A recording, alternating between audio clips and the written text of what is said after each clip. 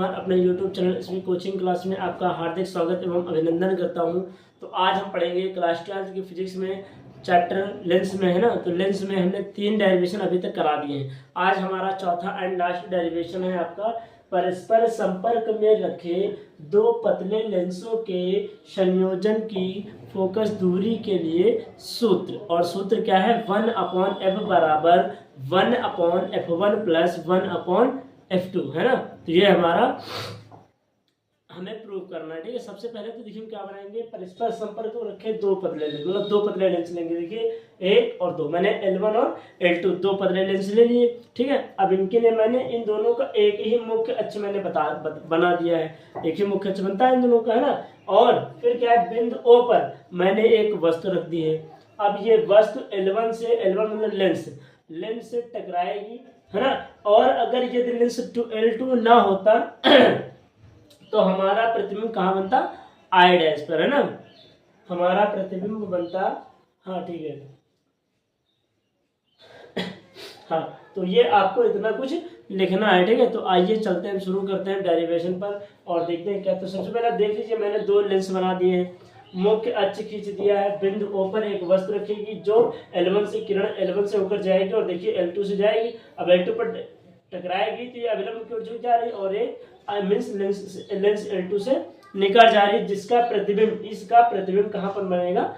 I dash पर बनेगा ना। ये V है, इसके अपॉन और √2 आई हो जाएगी और इसके बीच की दूरी V डैश हो जाएगी और यहाँ से L1 और बिंदु O के बीच की दूरी U हो जाएगी, ठीक है। तो आइए हम शुरू करते हैं। देखिए स्टेटमेंट में हमने क्या लिखा है।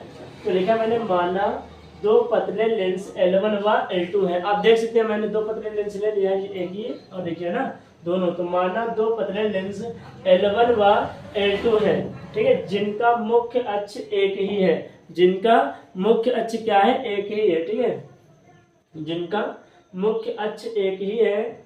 फिर उसके बाद देखिए क्या है आगे। तो जिनका मुख्य अक्ष एक ही है तथा फोकस दूरियां f1 व f2 है। इन दोनों की जो फोकस दूरियां होंगी वो क्या होंगी? f1 और f2। तो इन दोनों में तथा फोकस दूरियां f1 व f2 है।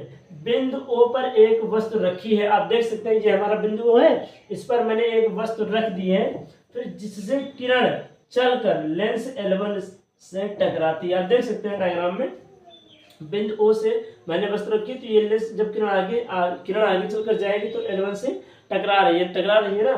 फिर देखिए क्या है, यदि लेंस L2 ना हो तो, मान लीजिए लेंस अगर L2 नहीं होता है तो क्या होता है, तो किरण आई डैश पर मुख्य अक्ष को काटती है। तो किरण है आई डैश पर मुख्य अक्ष को काट देती है, ठीक है। लेकिन जिससे वस्तु का प्रतिबिंब आई डैश पर बनेगा, जिससे इस वस्तु का जो प्रतिबिंब है वो कहाँ बनेगा?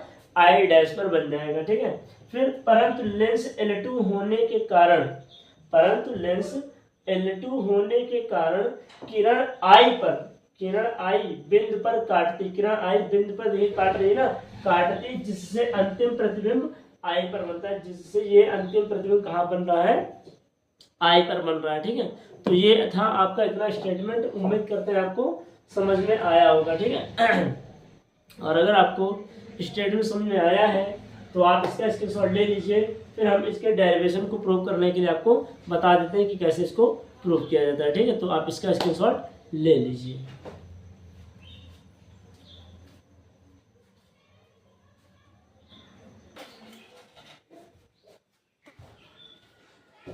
तो आपने स्क्रीनशॉट ले लिया होगा। अब हम चलते हैं डेरिवेशन की ओर, है ना। सबसे पहले लेंस L1 के लिए लिखेंगे लेंस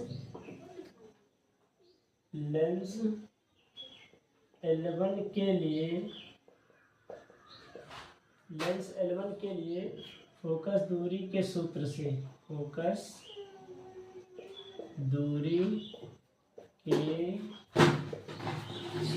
ना, लेंस L1 के लिए फोकस दूरी के सूत्र से, ठीक है। तो लेंस L1 के लिए फोकस दूरी का सूत्र, पहले फोकस दूरी सूत्र क्या होता है?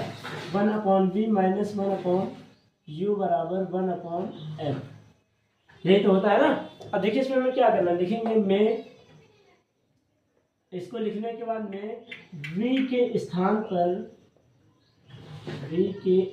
पर v के स्थान पर v रहेगा, u के स्थान पर, यहाँ v के स्थान पर v डैश कर लीजिए, v के स्थान पर v डैश हो जाएगा, u के स्थान पर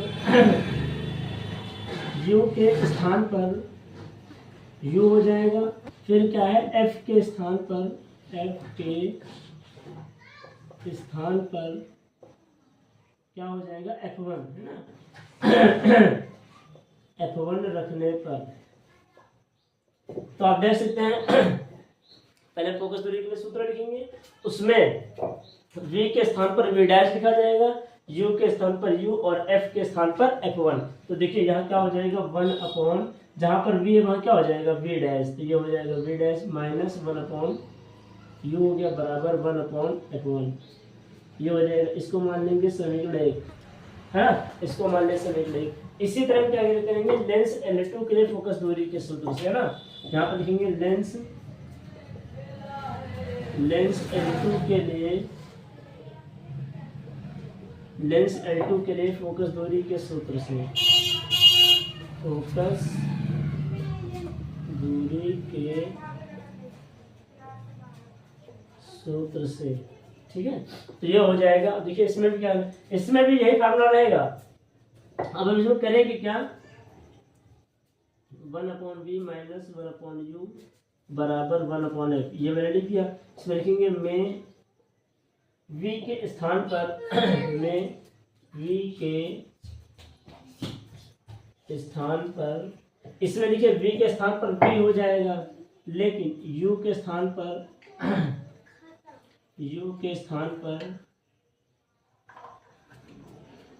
यहाँ क्या हो जाएगा, देखिए u के स्थान पर क्या हो जाएगा v डैश हो जाएगा u के स्थान पर, तो u के स्थान पर v डैश हो गया, और f के स्थान पर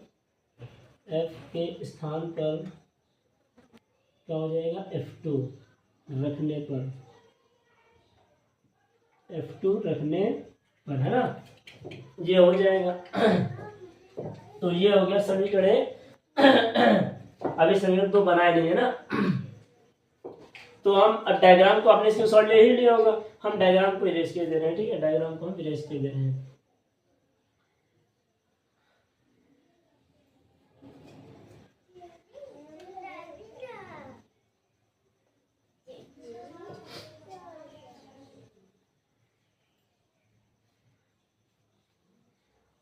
तो अब देखिए क्या है, यहाँ समीकरण 2 क्या बनेगी, तो समीकरण हमारी जो 2 बनेगी तो बनेगी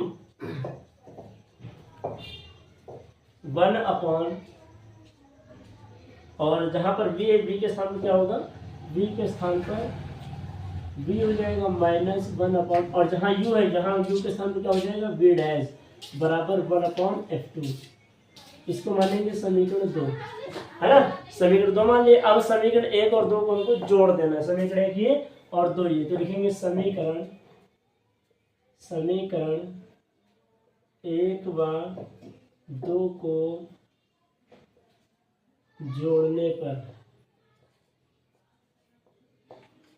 समीकरण 1 व 2 को जोड़ने पर, तो पहले देखिए समीकरण 1 का LHS ले लेंगे, तो ये हो जाएगा 1 upon v dash minus 1 upon u, ये हो गया इसका LHS। फिर समीकरण 2 में आइए, समीकरण 2 का LHS ले लीजिए, क्या करना है जोड़ रहे हैं ना, तो 1 upon v minus 1 upon v dash बराबर, अब इसका समीकरण 1 का RHS लीजिए 1 अपॉन f1, और बीच में प्लस ये हो जाएगा 1 अपॉन f2, ये हो जाएगा है ना 1 upon f1 plus 1 upon f2।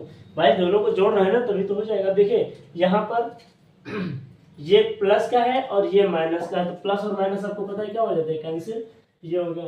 तो 1 अपॉन यू यहाँ लिख देंगे 1 अपॉन वी और माइनस 1 अपॉन यू, ये मैंने लिख दिया। देखिए 1 अपॉन वी को मैंने पहले लिख दिया, 1 अपॉन यू को बाद में, बराबर ये हमारा बचेगा 1 upon f1 plus 1 upon f2 है ना। तो ये हो जाएगा, देखिए 1 upon V minus 1 upon U बराबर क्या होता है 1 अपॉन f, अभी आपने पढ़ा है लेंस फार्मूला है ना। तो जहां पर ये लिखा है इसकी जगह हम लिख सकते हैं 1 अपॉन f बराबर 1 अपॉन f बराबर ये हो जाएगा 1 upon f1 plus 1 upon f2। यही तो हमें प्रूव करना था। देखिए और जो हमें प्रूव करना था हमने प्रूव कर दिया है ना। इसको आप और तरीके से लगा सकते हैं, इसको आप अभी और सॉल्व कर सकते हैं। क्या करना है देखिए, f2 का मल्टीप्लाई 1 से कराएंगे f2 हो जाएगा, फिर f1 का मल्टीप्लाई 1 से, तो f2 प्लस f1 अपॉन में f1 इंटू f2, इस तरह भी आप सॉल्व कर सकते हैं ना। वरना आप देखिए प्रूव जो आपको करने के लिए कहता है वो प्रूव कर दिया हमने।